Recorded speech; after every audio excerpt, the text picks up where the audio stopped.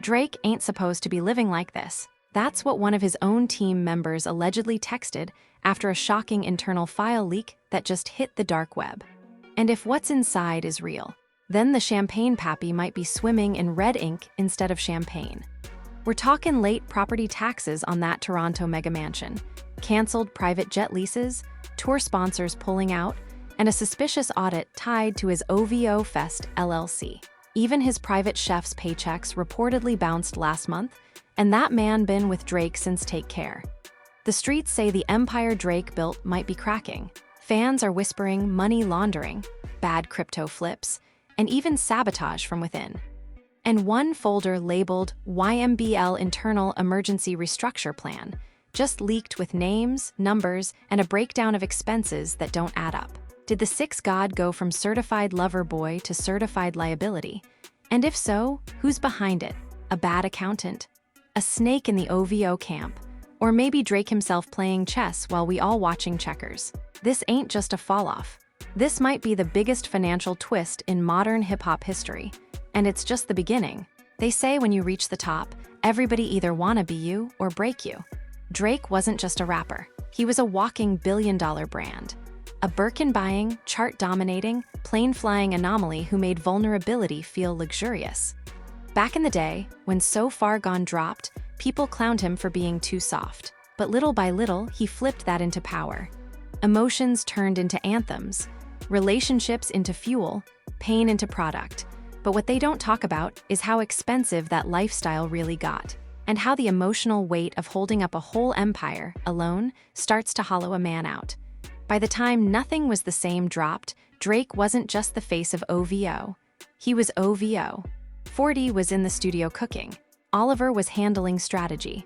But when it came to the cash flow, the real strings were getting pulled by silent figures in the background, venture capital dudes, international tax advisors, a trust fund in the Caymans, shell companies with 6-layer ownership trees. And at the center of it all, Aubrey Graham, smiling in a marble kitchen, pretending none of it was slipping. But the cracks started a long time ago. Real ones remember the rumors in 2019, a quiet lawsuit from a former OVO tour manager who claimed he was never paid. Drake's team buried it. Quick settlement, hush clause. But then there was that awkward God's Plan donation snafu in 2021 when a nonprofit exposed that the funds didn't fully reach the families. And the receipts showed discrepancies. People whispered. Drake looked away. Because behind the jet-set glow, his circle was shifting. 40's health was up and down, Party was ghostwriting less. The Weeknd and him fell out long ago.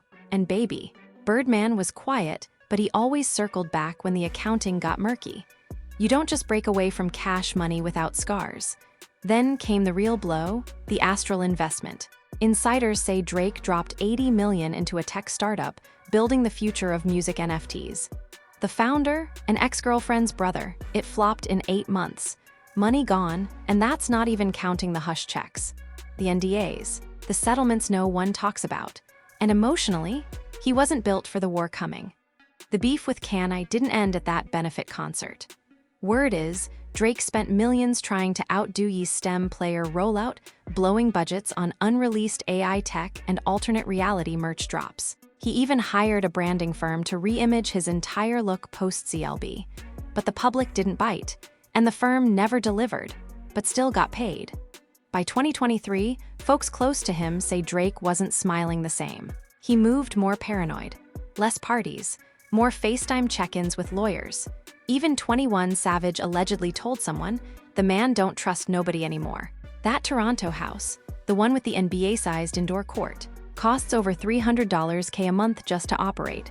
Chefs, staff, taxes, insurance, and sources now say 3 of his recent music videos were self-funded because sponsors pulled out last minute.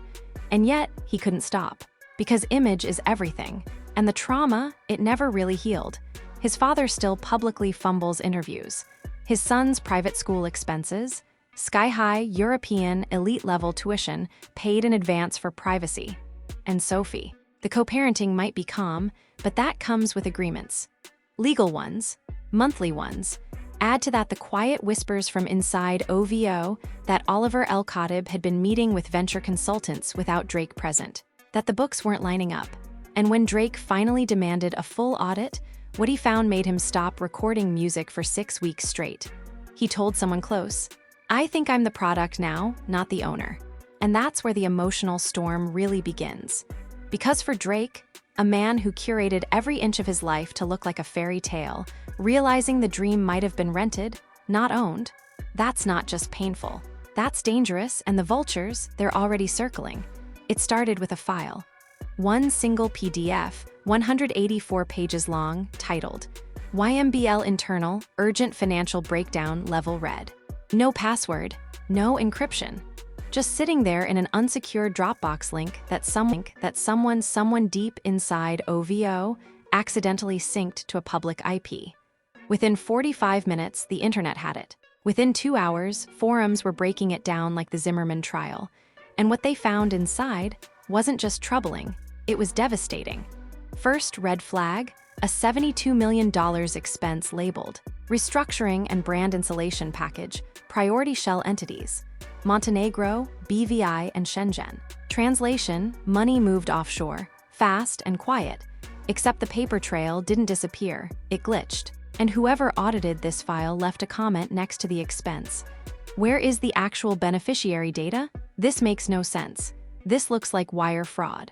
Boom, next page. A list of 17 employees, some still active with notes like in litigation, internal breach, awaiting buyout. One of the names, Aubrey Graham. Yeah, Drake was listed as a financial risk inside his own company. But it gets worse. Page 73, a section titled, Crisis Budget Projections, Post-Music Revenue Dip. And the graph, it showed a 68% drop in net income after For All the Dogs dropped. Why? Because the album got leaked 2 weeks early to a private Discord group tied to a gambling site in Eastern Europe. And when the album leaked, ticket sales slowed. Streaming dropped. Sponsors pulled back. Drake's team lost $4 million in projected tour bundle revenue. And this wasn't just a random hack. A Reddit post from a now-deleted account surfaced that same day. Title, OVO is a pyramid scheme. I have proof. Inside the post, screenshots of DMs between what appears to be Chubbs, Drake's longtime enforcer, and someone tagged as @AuditKid23. The message read, "Yo, we can't keep funneling through these shell joints. The IRS already clocking us after that Vegas drop. Aubrey knows. He's just pretending like he don't." Fans were shook, but then came the voice memo. A 22-second audio file leaked that night. It was a phone call, muffled but clear enough. You hear a man believed to be Drake say, "I told y'all we should have pulled out of that whole NFT mess. Now Oliver got me looking like Ya Rule in 4. Bro, we might be done. I don't even trust the lawyer no more." And who dropped the voice memo? Twitter user @MochaMilano95, who's since vanished. But in her bio, ex-OVO intern, Toronto raised, loyal till they were. The post had over 11 million views before it got scrubbed. But the streets had already screen recorded it, and the narrative started changing. This wasn't just Drake might be broke. This was Drake got set up by his own inner circle. You start putting pieces together, and it points to a slow, deliberate bleed from inside. For example, do you remember back in April when Drake abruptly canceled 3 European tour dates due to logistical complications? The venues were already booked, flights arranged, but the promoters never got paid the second deposit. Turns out, according to the leaked YMBL doc, a junior finance manager named Nia J. was instructed to reroute that payment to an account tied to Shoreline Estates Limited, a company that doesn't even exist on any registry. Guess who allegedly signed off on that reroute? Oliver El-Khatib. And it gets crazier.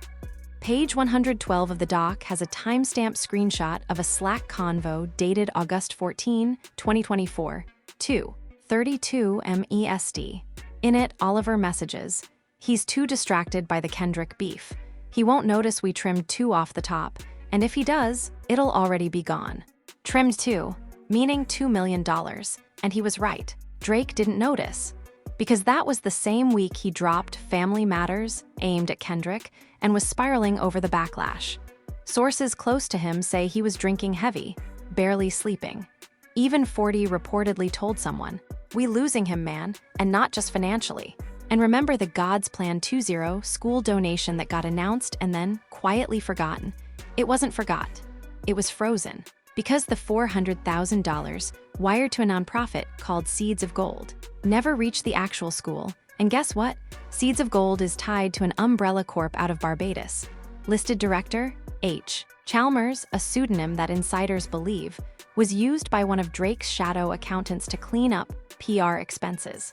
The twist Drake might have never known. He thought he was donating, but someone on his team was using the charity campaign as a money shuffle, moving funds around while keeping the public eyes distracted with do-gooder headlines. And now it's all unraveling. The internet's split. Some fans think this is Drake's long game, pretending to fall so he can spin a comeback narrative. Others think he's just a victim of his own success. But a third group, they believe this was orchestrated sabotage, maybe even from outside OVO, because the YMBL doc ends with one line, a chilling one, in red font, bolded, underlined. Project Shiva, external FORCES triggered. Phase 2 begins mid-December. What is Project Shiva? Who triggered it? And what's coming in mid-December? Whatever it is, this ain't just about money anymore. This is about power, trust, betrayal, and maybe even survival, just when you thought it couldn't get deeper. A second leak hit the net, and this one, it didn't come from OVO, it came from Birdman's camp. Out of nowhere, a 17-second IG story popped up on an anonymous burner account. Black screen, distorted audio. The voice, Birdman, you can hear him say, "He ain't been paying what he owe, so now everybody gone learn the hard way." Then the screen cuts to a blurry photo, looks like a legal document. The header says, "Notification of pending lien, Cash Money Holdings versus Aubrey Drake Graham." And just like that, the internet lost it. People forgot Drake never fully escaped Cash Money. When he went independent, it was really a soft handoff. Multiple sources say Birdman kept silent royalty stakes and a backdoor clause that gives Cash Money audit rights over Drake's entire catalog revenue until 2027. That clause, now activated, which means Birdman's lawyers are now combing through OVO's finances. Why now? Because Birdman wants in on the mess. And rumor is he's trying to reclaim masters from views and more life. But that's not the only storm Drake's facing. While fans were arguing over the Birdman doc, a former OVO security contractor dropped another bombshell on a private Discord server. He shared a screenshot of a July 2024 group chat between OVO leadership and outside investors. One message stands out: "We need to consider the Wayne angle. He's the only one who can calm the sharks, but he'll want 10 points minimum." Wait, Wayne? Yes, Lil Wayne, the same man who once called Drake his greatest accomplishment, now allegedly being tapped in as a mediator to stop an investor revolt. And it makes sense, because a third file, yes, a third, leaked hours later. This one's from a firm in Zurich handling Drake's overseas licensing. It details a $25 million investor pool that helped fund the Honestly, Nevermind rollout. Except, the investors were promised back-end profits off exclusive merch, Euro tour cuts, and a rumored HBO doc. None of that happened, and now they're demanding either refunds or equity in OVO. One source close to the situation said, "They thought they were funding a Drake era. They didn't know the machine was already bleeding." And that's where Nicki Minaj comes back into the story. Right after the Zurich doc went public, Nicki posted a cryptic tweet. No words, just a broken owl emoji and a snake emoji. Then deleted it 10 minutes later. But the screenshot? Viral. Why would Nicki, Drake's sister from day one, throw shade like that? Some say she found out she was used as leverage in one of the investor proposals. A pitch deck allegedly promised a historic tour moment featuring Drake, Wayne, and Nicki, a triple threat reunion. Except Nicki was never contacted. Not by Drake, not by management. And when she found out, she was furious. Insiders say she called Wayne directly and said, "Tell that man to stop using my name to patch holes in his sinking ship." And if Wayne gets caught in the middle, that's not just a friendship strained. That's young money fracturing from both ends. And meanwhile, the streets in Toronto are whispering about a quiet power grab. A rising OVO affiliate, Luca 9 D'Angelo, has reportedly been meeting with major label reps behind Drake's back. Word is Luca is trying to position himself as the next OVO face if Aubrey goes underground. Luca has been with the team since 2020.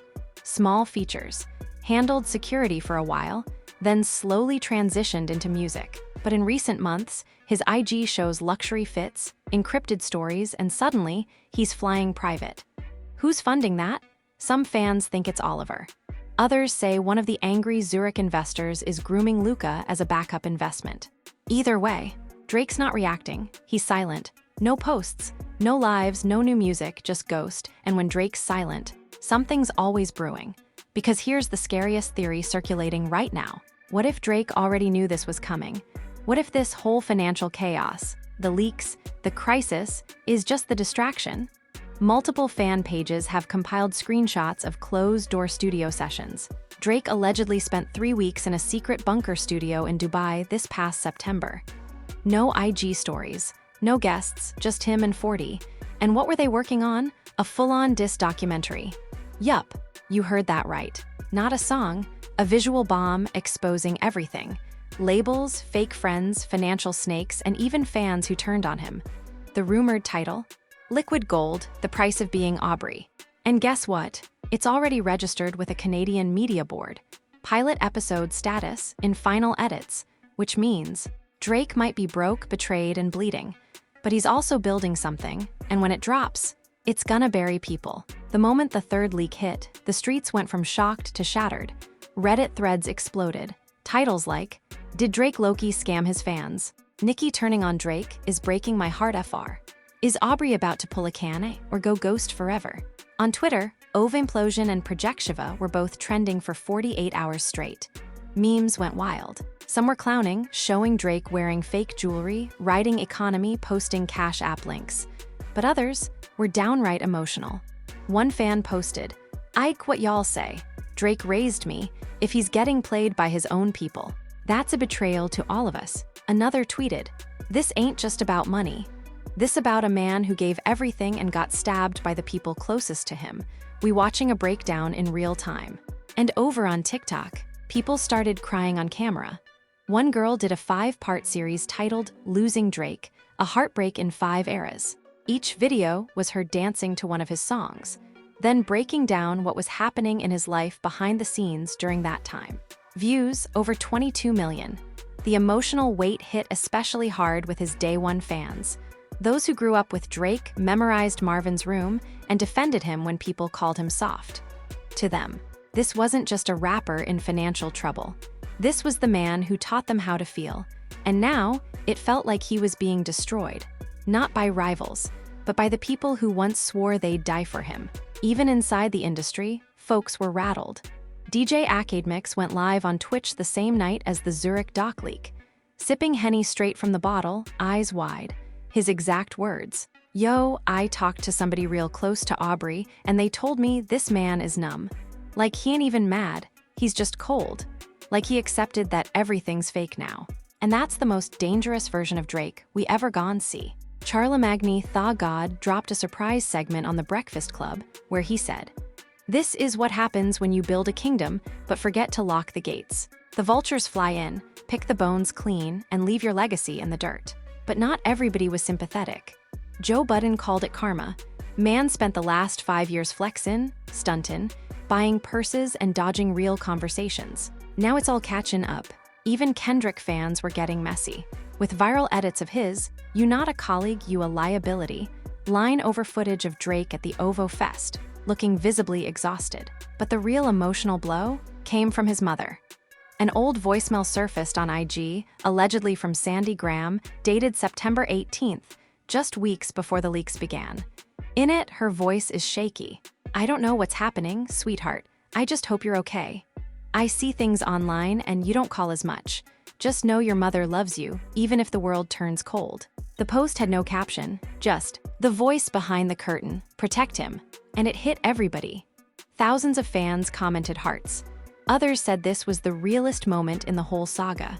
A reminder that behind all the charts, suits, and rumors, Drake's still someone's son. Still a man trying to hold it all together.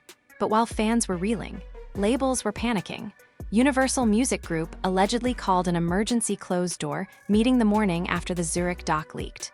Topic: How to restructure any remaining contracts with OVO-affiliated artists without exposing them to the Drake fallout. Word is at least two acts, one a rising R&B singer and one a rapper from Atlanta, had their OVO rollout paused indefinitely. No explanation, just internal emails marked, postpone until Q2 2026. And Spotify, they quietly removed 3 Drake Essentials placements on curated playlists, and fans noticed. Theories swirled that they were preemptively distancing themselves in case legal action escalated. And still, Drake hasn't said a word, no notes app apology, no IG story, not even a subtweet, just silence. But that silence is fueling more pain. One fan on IG wrote, "We don't even want explanations. We just want to know he's okay." The man gave us his whole diary for 15 years and now we don't even get a goodbye. And that's the emotional fracture. Because people ain't just mad about money or labels. They're grieving a connection. They feel like they're losing a piece of themselves. And the world, it's watching like a car crash in slow motion. But just when the emotional dust started to settle, a new twist was already loading. October 30th, 2025. 3:43 a.m., a cleaning tech at OVO's flagship studio in Toronto allegedly finds something tucked under the velvet couch in Studio Room B. Not a chain, not a blunt. A phone, unlocked. Face ID still active. Last used just 3 hours before. The name on the lock screen? E. Forrest. But when the cleaning tech opens the Notes app, he doesn't find lyrics. He finds logs, timestamps, bank transfer screenshots, a voice recording labeled Jul 5 Trapdoor Call. The phone, according to insiders, was left by Elliot Forrest, a mid-tier OVO operations manager who quietly exited the company 3 weeks before the leaks began. Nobody noticed he was gone. Nobody questioned it. Until now, because the voice memo is a full 46 minutes long.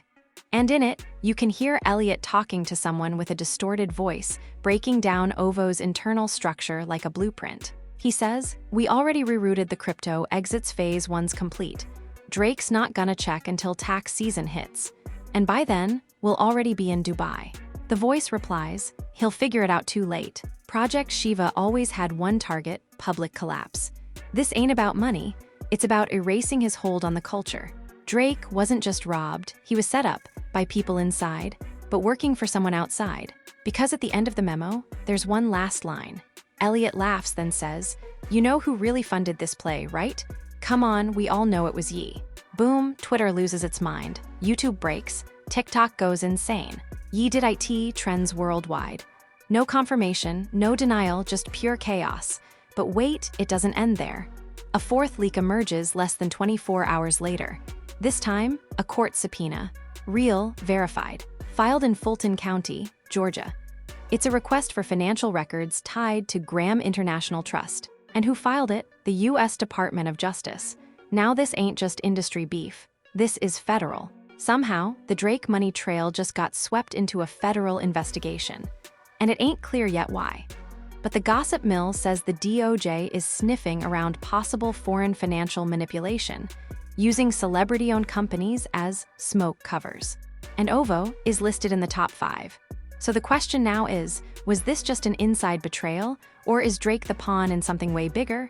Foreign money, label betrayals, a missing employee, federal subpoenas, and a phone with receipts. And the man at the center of it all hasn't posted in 23 days. Some say he's in Barbados with his son. Others say he's in Switzerland, finalizing an exile plan. A few even claim he's working on a tell-all visual album titled Exit Strategy. But nobody really knows. All we know is that the six gods' silence is starting to sound like war drums, and whoever lit this match, they better pray he doesn't come back with fire. Because when Aubrey speaks again, the whole industry might burn. So now the streets want to know, was this all a setup from the start? A slow burn betrayal wrapped in business suits and fake loyalty? Or is this Drake playing possum, letting the wolves think he's weak just so he can strike from the shadows? Because something don't sit right.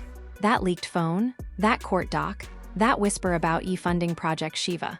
You really believe that's a coincidence?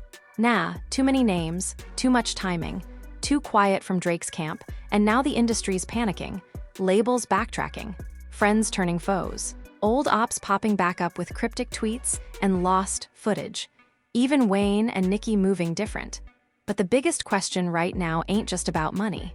It's who really pulled the trigger. Was it Oliver? Was it Birdman? Was it Nicki, tired of being used? Was it Ye with the long play? Or was it Drake himself, pulling a billionaire vanishing act while the world watches the smoke? We want to hear from you. Drop your theories in the comments. Who do you think betrayed Drizzy? Who's still loyal? And what do you think Project Shiva Phase 2 is really about? This is way bigger than beef. This is legacy on the line.